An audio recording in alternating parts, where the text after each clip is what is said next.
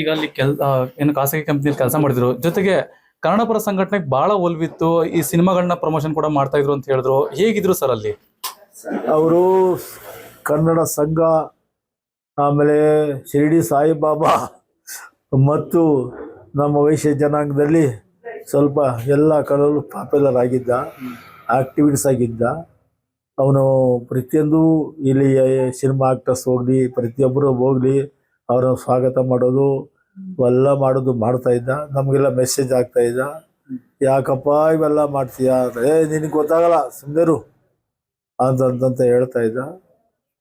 ಅದರಲ್ಲಿ ಸ್ವಲ್ಪ ಯಾರು ಕೇಳಿದ್ರು ಅವ್ರಿಗೆ ಪಾಪ್ಯುಲರು. ಒಂದ್ಸಲಿ ನಮ್ಮ ಹುಡುಗನಿಗೆ ಜಾತಕ ತೋರ್ಸಕ್ಕೆ ಅಂದ್ಬಿಟ್ಟು ಹೋಗಿದ್ದೆ, ಆಂಜನೇಯ ಅಂತಂದ್ಬಿಟ್ಟು. ಅಲ್ಲಿ ಅವರು ಏನು ಹೇಳಿದ್ರು ಅಂದೆ, ಏನ್ರಿ ನಿಮ್ಮ ಹುಡುಗ ಇಷ್ಟೊಂದು ಪಾಪ್ಯುಲರ್ ಆಗ್ಬಿಟ್ಟವನೇ ಕನ್ನಡದಲ್ಲಿ, ಯಾರೋ ಕನ್ನಡದವ್ರು ಬಂದಿದ್ರು, ಅವ್ರಿಗೆ ಅಂತ ಹುಡುಗನಿಗೆ ನೀವು ಒಂದು ಜಾತಕ ಸೆಟ್ ಮಾಡ್ಕೊಂಡಿರ್ಬಾರ್ರಿ ಅಂತ ಅವ್ರಿಗೆ ಹೇಳಿದ್ರು. ಇದು ಬಿದ್ದು ಅವರೇ ಒಂದು ಜಾತಕ ಕಳ್ಸಿದ್ರು ಮೊನ್ನೆ. ಶ್ರೀರಾಮ್ಪುರದ ಹುಡುಗಿದು ಇಂಟ್ರ್ಯೂ ಮಾಡ್ಬೇಕಾಯ್ತು, ಮಾತಾಡುವಂತ ಹೇಳಿದ್ಲು. 2 ಸರಿ ಮಾಡಿದ್ನಂತೆ, 3ನೇ ಸಲ ಎತ್ತಿಲ್ಲ. ಸುಮಾರು ಶನಿವಾರ ಮಾಡ್ತೀನಿ ನಾನು ಅಂತಂತ ಹೇಳಿದ. ಶನಿವಾರ ಮಾಡೋಷ್ಟೊತ್ತಿಗೆ ನಂತೆ ಮಾಡಲಿಲ್ಲ. ನಾನು ಭಾನುವಾರ ಅನ್ನೋದು ಫಂಕ್ಷನ್ ಇತ್ತು, ಫಂಕ್ಷನ್ಗೆ ಹೋದೆ ನಾನು. ರಾತ್ರಿ 8 ಗಂಟೆಗೆ ಮಾಡಿದೆ. ಇದರ ಏನಾದ್ರು ಹೇಳ್ಕೊಂಡಿದ್ರೆ ಯಾರಾದ್ರೂ ನಮ್ಗೆ ಈ ತರ ದ್ವೇಷ ಮಾಡ್ತಾರೆ ಅಂತ ಹೇಳ್ಬಿಟ್ಟು? ಇಲ್ಲ ಇಲ್ಲ ಇಲ್ಲ, ಅಲ್ಲೇನಿಲ್ಲ. ಅದು ಒಂದು ಚೂರು ದ್ವೇಷ ಇಲ್ಲ ಸರ್. ಈಗ ಕೊನೆಯದಾಗಿ, ಈಗ ಏನೋ ಮೃತದೇಹ ಅಲ್ಲಿದೆ, ಹೆಂಗ್ ತರ್ತೀರಿ? ನಿಮ್ಗೆ ಏನು ಪ್ಲಾನ್ ಮಾಡ್ಕೊಂಡಿದ್ರಿ, ಇಲ್ಲ ಏನ್ ಹೇಳಲಿಕ್ಕೆ ಇಷ್ಟಪಡ್ತೀರಿ? ನೀವೇನಾದ್ರು ಹೋಗ್ತೀರಾ ಅಲ್ಲಿಗೆ? ನನಗೆ ಅಲ್ಲಿಗಿಂತ ಇಲ್ಲಿಗೆ ತಂದ್ರೆ ನಮ್ಮ ಮಾತೃಭೂಮಿಯಲ್ಲಿ ತಂದು ಅಂತ್ಯ ಸಂಸ್ಕಾರ ಮಾಡಬೇಕು ನನ್ನ ಆಸೆ. ಹೇಳಿದ್ದೀನಿ, ನಮ್ಮ ಭಾವದ್ರಿಗೆ ಹೇಳಿದ್ದೀನಿ, ಎಲ್ಲರಿಗೂ ಹೇಳಿದ್ದೀನಿ.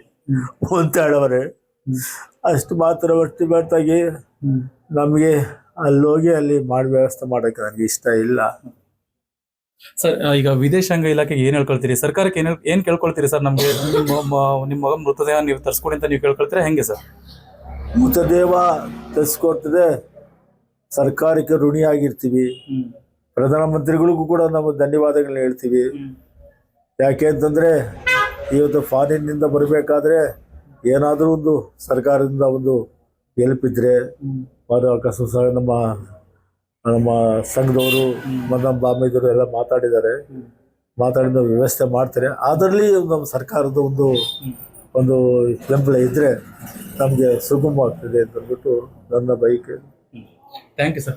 ಇದಿಷ್ಟೇನು ಚಂದನ್ ಅವರ ತಂದೆ ಆಗಿರ್ತಕ್ಕಂತಹ ನಂದನ್ ಅವರ ಮಾತುಗಳಾಗಿದ್ವು. ಅಂದ್ರೆ ಬಹಳ ಭಾವುಕತೆಯಿಂದ ಹೇಳ್ತಾ ಇದ್ರು, ತನ್ನ ಮಗನನ್ನ ಮೃತದೇಹವನ್ನ ನಮ್ಮ ಭಾರತದಲ್ಲೇ, ನಮ್ಮ ನೆಲದಲ್ಲೇ ಮಣ್ಣನ್ನ ಮಾಡಬೇಕು, ದಯಮಾಡಿ ಅವ್ರನ್ನ ಮೃತದೇಹವನ್ನ ಇಲ್ಲಿಗೆ ತರಿಸಲಿಕ್ಕೆ ಸರ್ಕಾರ ನಮಗೆ ಸಪೋರ್ಟ್ ಮಾಡಬೇಕು ಅನ್ನೋದನ್ನ ಕೂಡ ಅವರ ಕುಟುಂಬಸ್ಥರು ಹೇಳ್ಕೊಳ್ತಾ ಇರ್ತಕ್ಕಂಥದ್ದು. ಮಂಜುನಾಥ್, TV9, ನೆಲಮಂಗಲ.